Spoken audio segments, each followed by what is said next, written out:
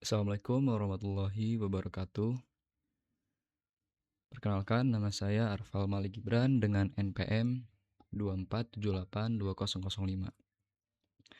Oke, pada video hands-on kali ini saya akan eh, membuat video penjelasan terkait lab 15 pada mata kuliah pemrograman internet 1, yaitu automated testing. Nah, di sini ada urutan pemaparan. Yang pertama itu adalah penjelasan arsitektur. Nah, di sini menunjukkan diagram arsitektur Smart City Issue Tracker yang dibangun. Lalu ada demo fungsionalitas aplikasi, ada bedah kode dan dokumentasi API, running automated testingnya, lalu ada refleksinya di sini.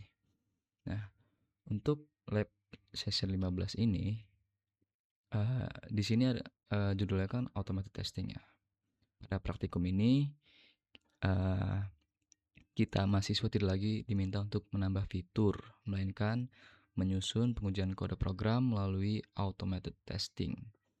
Nah, ketika basis kode aplikasi membesar atau dideploy ke production, perubahan kecil pada views.py atau serializers.py beresiko memicu kerusakan berantai pada komponen lain yang sebelumnya berjalan normal. Fenomena munculnya bug lama akibat modifikasi baru inilah yang mendasari pentingnya regression testing. Nah, di sini di setiap fungsi uji otomatis wajib ditulis mengikuti struktur formal.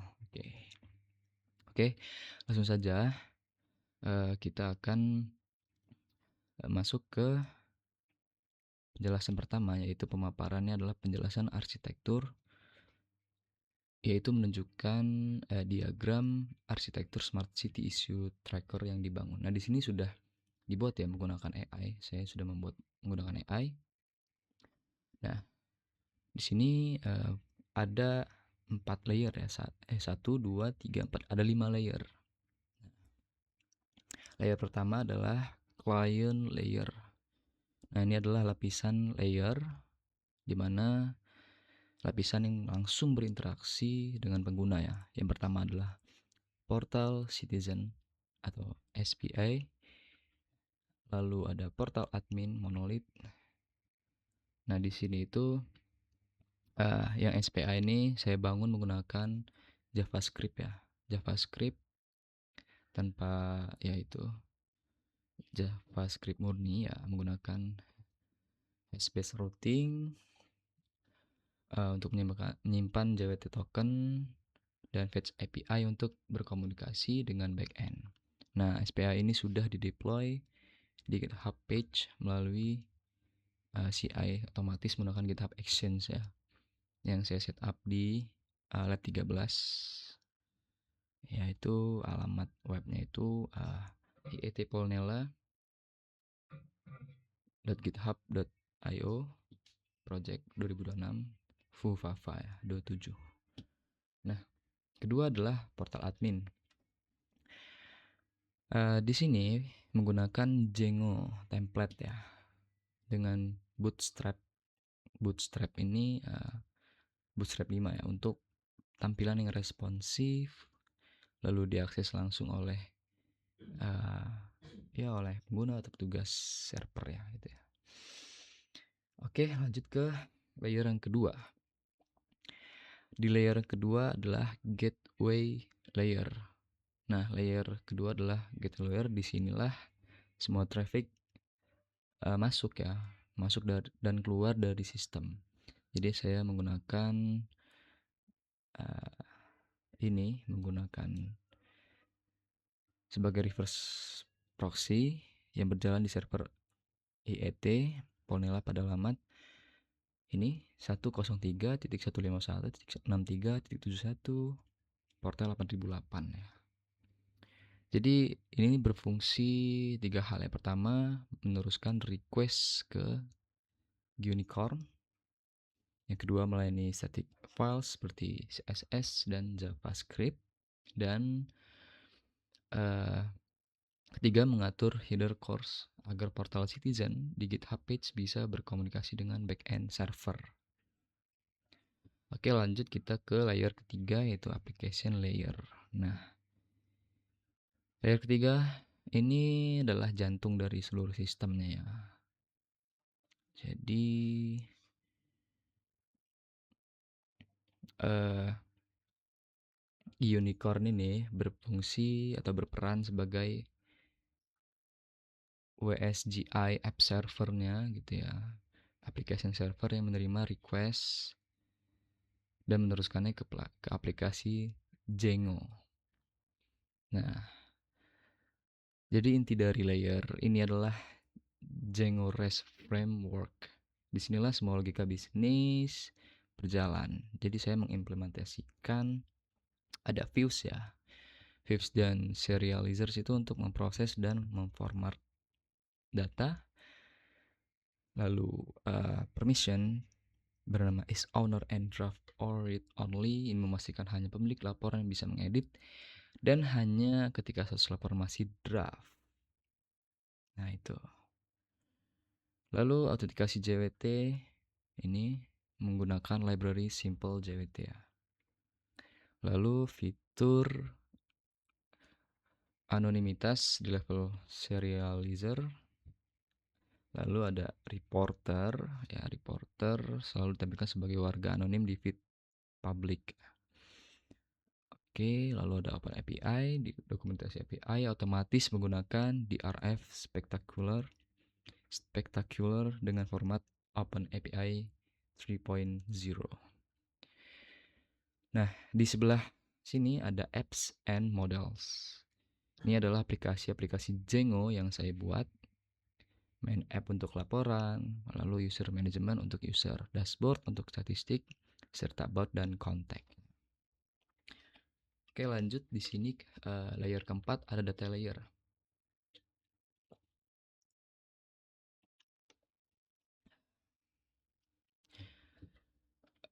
Nah, ada dua database di sini ya. Ada PostgreSQL dan SQLite Memory. Nah, PostgreSQL ini sebagai database production ya. Ini menyimpan semua data asli, data user, data laporan warga dengan nama database db_mhs08. Nah, untuk SQLite Memory ini digunakan khusus saat testing melalui settings_test.py. Nah, ini penting ya karena server tidak memberikan privilege create DB kepada user database. Jadi ini hanya sementara saja. Sekaligus memastikan database production tidak tersentuh sama sekali saat tes dijalankan, gitu ya. Oke, kita lanjut lagi ke layer kelima. Dan ini layer terakhir yaitu testing layernya ya. Di sini ada Django API test case dengan 45 tes ya. 45 unit test. Lalu menggunakan pola AAA arrange assert tadi yang di lab 15 itu ya di sini. Oke, lalu dan mencakup 4 kelompok skenario ya. Untuk pengujian autentikasi JWT ini uh,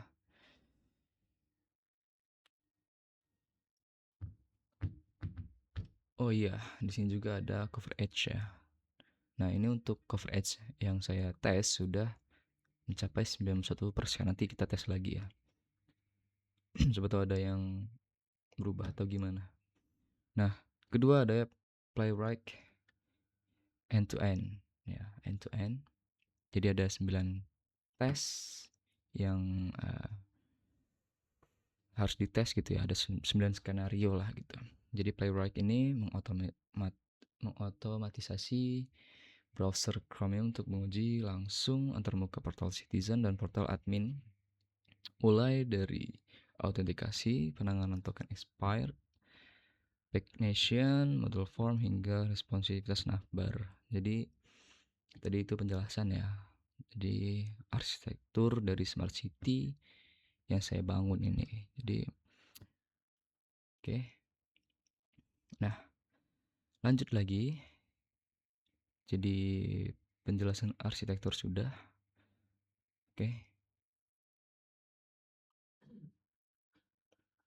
Nah, selanjutnya adalah demo fungsionalitas aplikasi. Jadi eh, kita sudah masuk ya, di sini sudah login. Coba kita keluar lagi. Nah, di sini kan di kode portal ini sudah saya buat tes citizen username itu tes warga dengan passwordnya tes password 123. Oke, kita masuk. Oke, login berhasil. Nah, ini sudah saya coba tadi ya. Nah, di sini di penjelasan lab di pemaparan lab 15 itu kita harus demonstrasikan pembuatan draft laporan. Oke, kita nanti buat laporan, kita draft dulu. Lalu eh,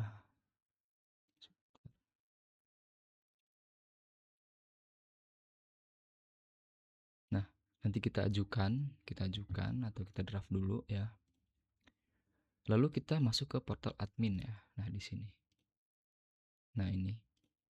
Admin tadi sudah saya uh, buat di sini dengan username Gibran, passwordnya ini ya.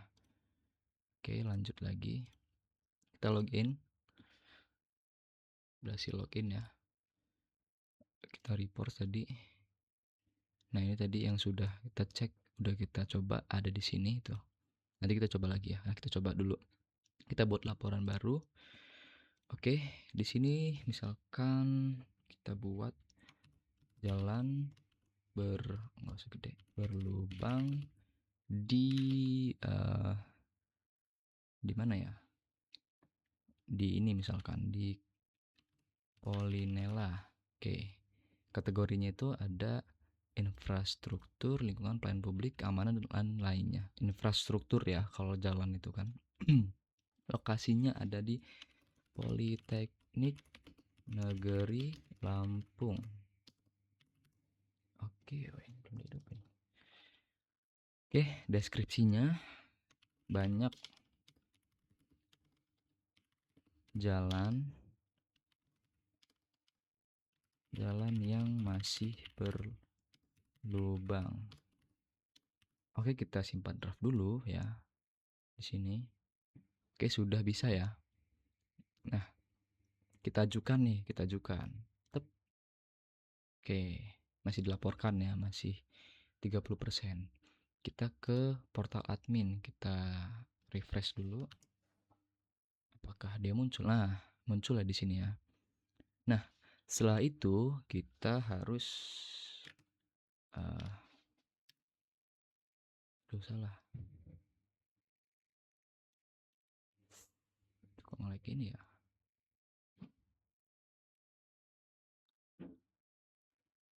Sebentar, sebentar, sebentar.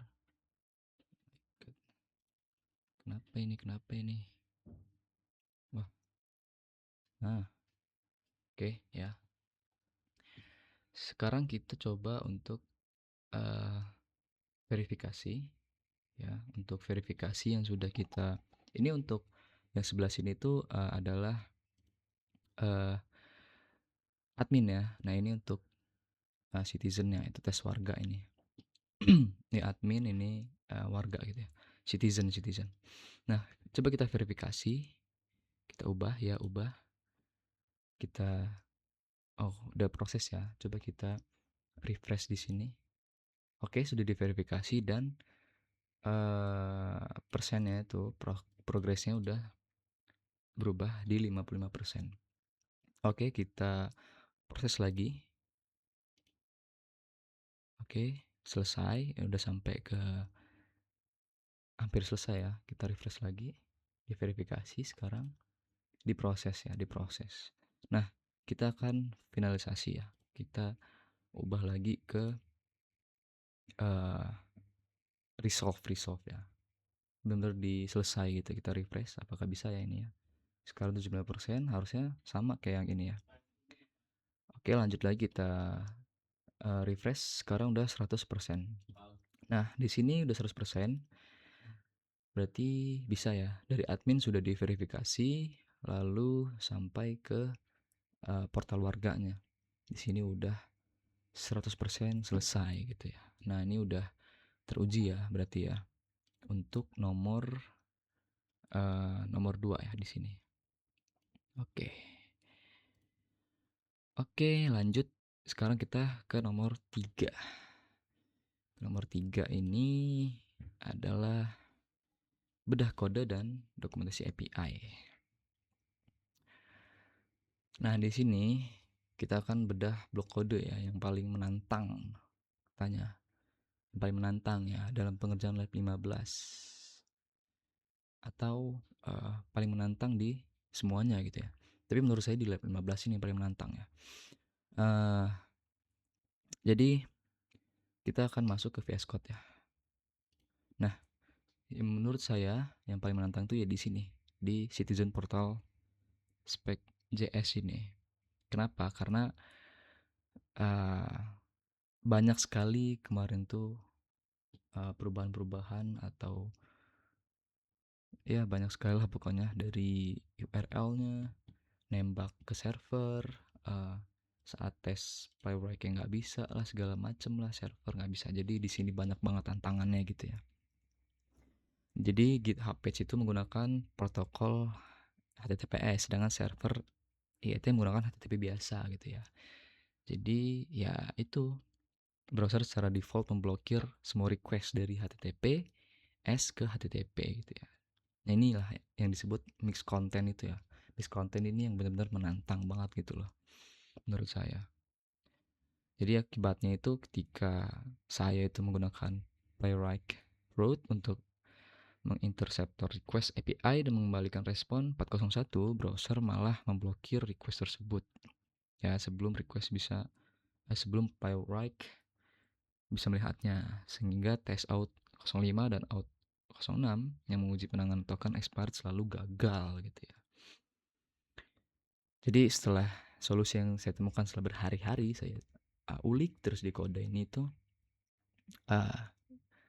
debugging adalah menggunakan page add init script ya. Ini adalah fungsi Playwright yang mengeksekusi JavaScript langsung di dalam konteks halaman sebelum halaman mulai loading ya. Nah, jadi daripada menginterceptor di level network, saya langsung mengoverride fungsi window.fetch-nya gitu loh.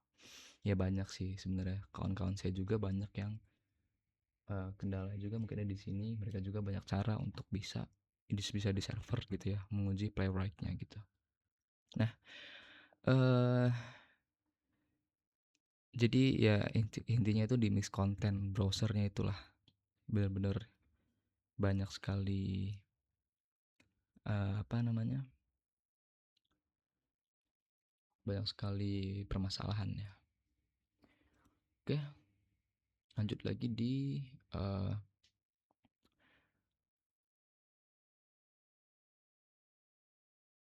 nah di permission.py ini juga ya lumayan buat saya ngulik-ngulik juga, karena permission itu yang membutuhkan banyak trial dan error ya sampai akhirnya benar gitu ya. Jadi permission ini melakukan 3 pengecekan sekaligus. Itu ada pertama pengecekan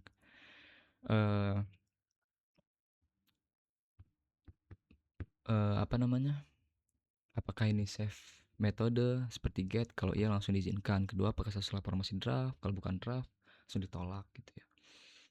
Jadi ya seperti itulah ya, pokoknya banyak sekali ya tantangannya di seperti di permission.py, di citizen underscore portal spec JS ini. Nah, jadi lanjut lagi ada di serializers.py ya di sini. Jadi field reporter selalu mengembalikan string warga anonim untuk semua request. Jadi tidak peduli siapa yang login atau laporan milik siapa gitu ya. Di field public, nama pelapor selalu disembunyikan. Sedangkan field reporter underscore name hanya mengembalikan nama asli jika request user adalah pemilik laporan itu sendiri. Jadi hanya pemilik laporan yang bisa melihat namanya sendiri di daftar laporan miliknya gitu lah. Jadi ini adalah implementasi privacy by design di level API gitu ya. Oke. Jadi itu untuk tantangannya di uh, kodenya yang paling itu. Oke. Lanjut kita ke tiga yang kedua ya. Itu adalah buka Swagger atau Scalar. Nah, pilih salah satu saja dan tunjukkan serta jalankan salah satu endpoint ya. Nah, jadi kita langsung saja. Ini saya sudah siapkan. Oke, kita akan masuk ke hmm, ke ini kan detail laporan partial. Kita masuk ke API token dulu nih. Nah, kita minta ini ya, minta apa namanya? Minta token dulu biar bisa semua ini bisa digunakan gitu ya. Ininya apa namanya? Endpointnya gitu. Nah, yang pertama itu kita execute dulu ya. Oke, bisa ya. Kok 200 tuh bisa biasanya. Nah, yang bisa kita copy itu kode yang ini, akses ini. Kita copy sampai sini saja. Oke, copy. Lanjut kita semua laporan. Nah, di sini. Nah, yang tadi kan udah ada tuh yang tadi yang lama. Coba kita buat lagi yang baru. Logout dulu, ya, cari yang baru. Auto hide, kita close, kita execute ya. Oke. Nah, udah muncul ya tadi ya. Nah, tuh. Tadi kan jalan berlubang di Polnella. Tuh. Sama kan kayak yang di sini. Lah, mana nih? Nah, nah ini dia, jalan berlubang di Polnella ya. Oke. Ada ya, sama seperti yang di sini.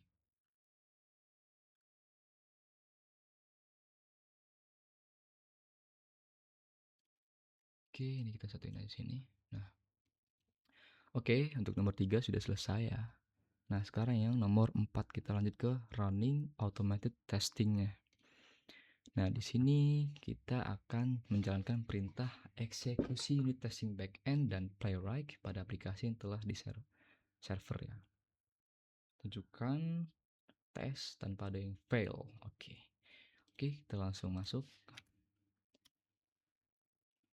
S salah.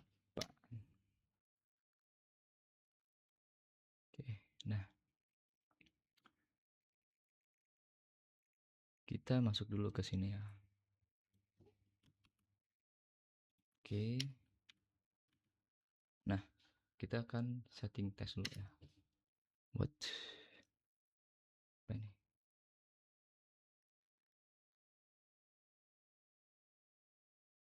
Ya ya, ini dulu ding lupa. Oke, kita langsung tes ya. Nah, setelah kita menunggu tes ini, kita juga tes playwright-nya juga ya. Oke, kita akan tes, sama-sama tes di sini. Kita tunggu. Oke, pertama checklist, kedua checklist, ketiga. Oke, bisa semua. Kita tunggu yang untuk font 45 test ini ya.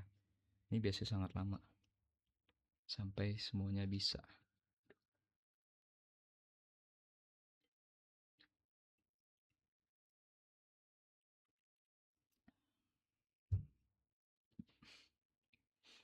Oke,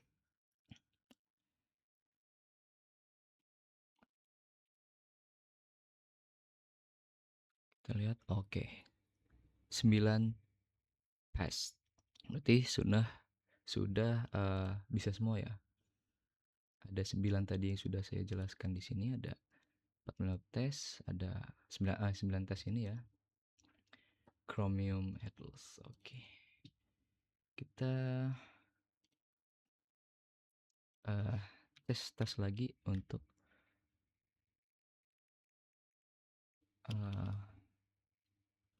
sabar sebentar.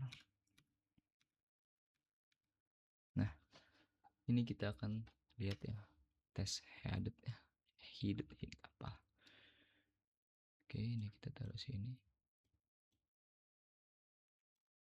Nih.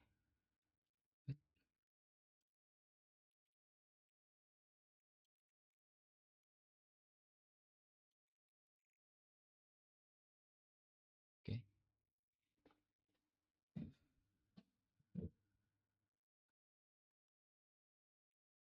Oh, ini pindah-pindah terus ke sini.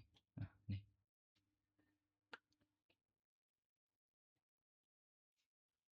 Oke.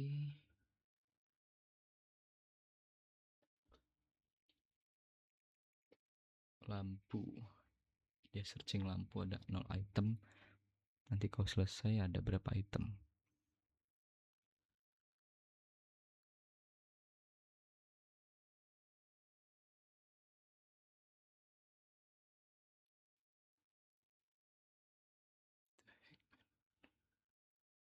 Waduh. Ah, kok ngelag banget. Oke. Oke, lanjut.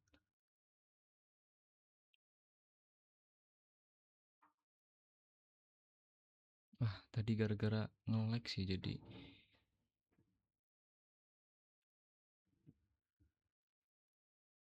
tadi nge-lag banget. Coba kita lagi lah. Tadi nge-lag banget. Nah, untuk apa tes phone 45 tesnya udah bisa ya. Udah bisa. Sekitar 130 detik.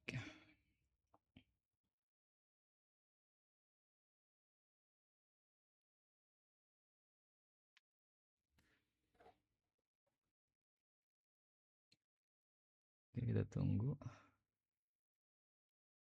Nah, bisa kan tadi karena nge-lag ya, sempat nge-lag tadi.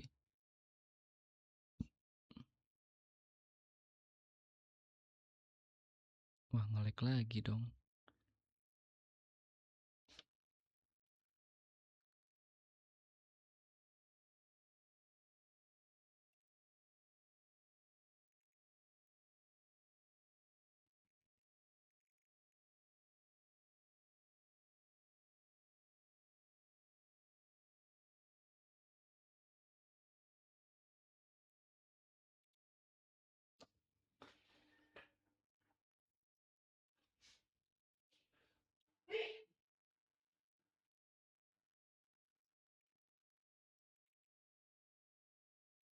Pokoknya aduh kenapa nge-lag ini ya. Ya pokoknya ini udah bisa lah nih, tapi kenapa nge-lag ya.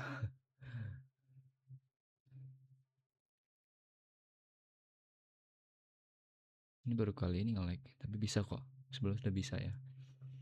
Oke, udah bisa di sini. Kita lanjut lagi ke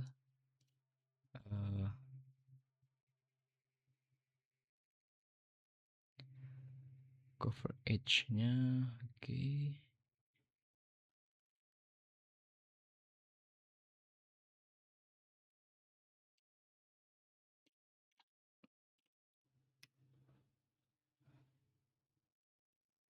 Oke. Di sini kita tes lagi untuk cover edge-nya ya. Yang di lab 15 ini cover edge yang melihat nanti berapa persen cover edge-nya. Oke, kita tunggu dulu.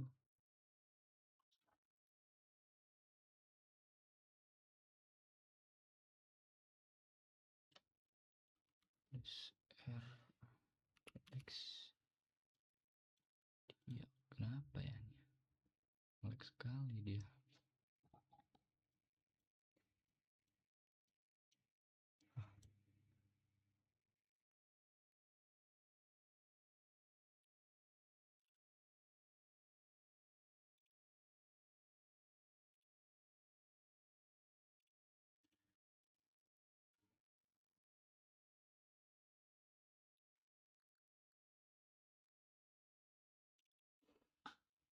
Oke. kita tunggu saja sampai semuanya bisa, baru nanti kita akan cek ya coverage reportnya. Jadi mengukur kode, saya juga nanti bakal mengukur kode coverage-nya ya, untuk mengetahui seberapa besar persentasenya kode yang benar-benar diuji oleh tes gitu ya. Oke, kita tunggu sampai bisa.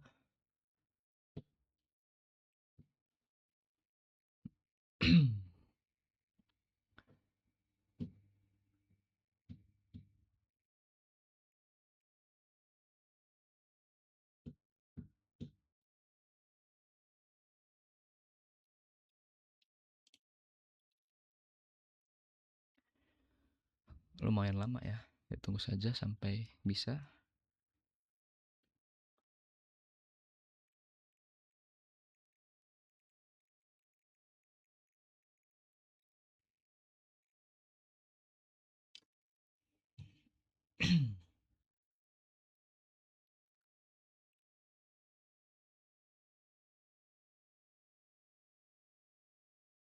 Oke, bisa ya.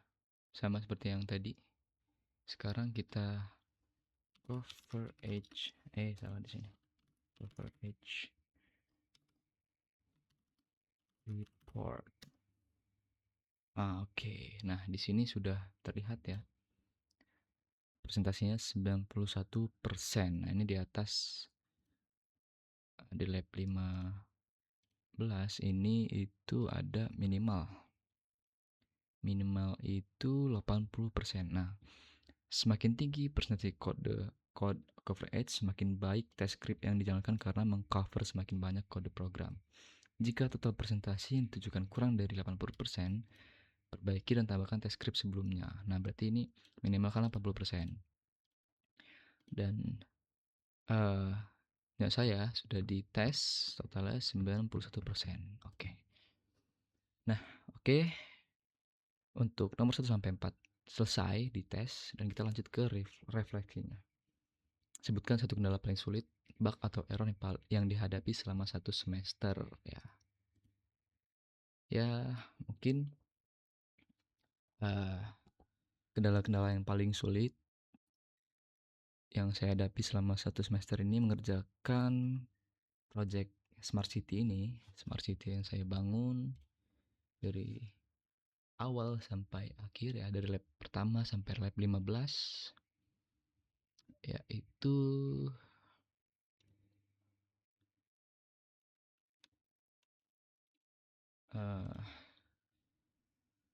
banyak kendala ya di setiap labnya ya. Tapi kan saya ceritakan pertama itu adalah di lab 10 ya, custom permission saat mengimplementasikan is owner.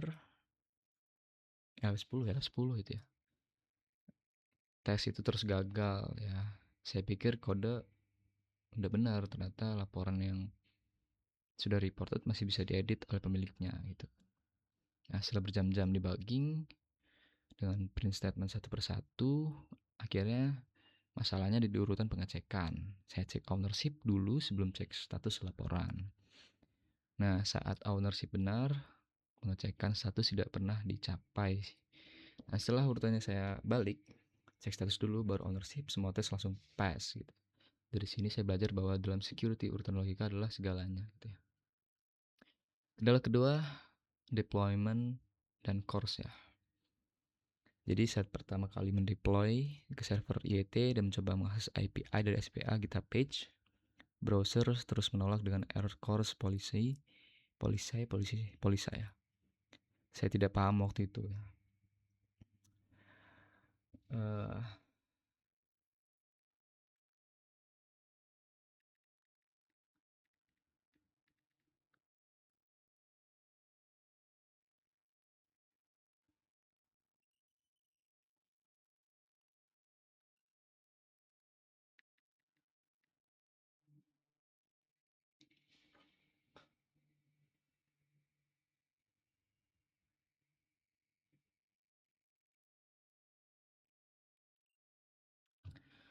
Oke, lanjut lagi.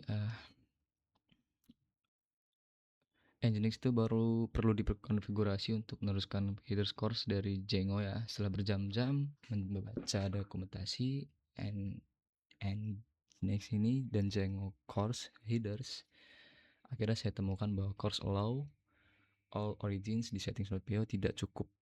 Jadi Nginx juga harus dikonfigurasi dengan benar untuk tidak membuang header, course, dan respon Django. Nah, untuk kendala yang lain yang terbesar tuh di lab 15 pasti. Jadi pada playwright dan miss content ya. Ini yang paling menyita waktu banget berhari-hari ya. Tidak ada tes yang pas, ada 3 masalah. Pertama, server IET tidak punya library untuk browser headless, tidak ada akses sudo sehingga playwright tidak bisa dijalankan di server gitu ya. Tapi bisa saya kalian akhirnya bisa dijalankan di server ya. Kedua itu ada miss content blocking ya. Jadi kita page itu HTTPS tidak bisa berkomunikasi dengan server HTTP. Dan playwright route tidak bisa menginterceptnya karena browser sudah memblokir sebelum request dibuat. Jadi solusinya adalah add init script untuk override window.fetch langsung di JavaScript konteks. Nah, jadi yang tidak terpikirkan selama berhari-hari itu ya. Jadi ketika saya nggak tahu ini benar apa tidak, tapi ya itu cara yang saya buat. Ketiga, chart JS-nya versi 4 sudah tidak lagi mengekspos chart instance ya. Jadi dari semua kendala ini, pelajaran terbesar yang saya dapat adalah programming bukan hanya tentang menulis kode yang logis, tetapi juga tentang memahami environment, security policy browser, keterbatasan infrastruktur server, dan versi library yang digunakan. Jadi setiap error yang muncul adalah kesempatan untuk memahami lebih dalam bagaimana web bekerja di level yang sesungguhnya. Nah, itu tadi refleksi kendala paling sulit dan pelajaran yang saya ambil ya. Oke, mungkin segitu saja video lab 15 ini. Saya kira assalamualaikum warahmatullahi wabarakatuh.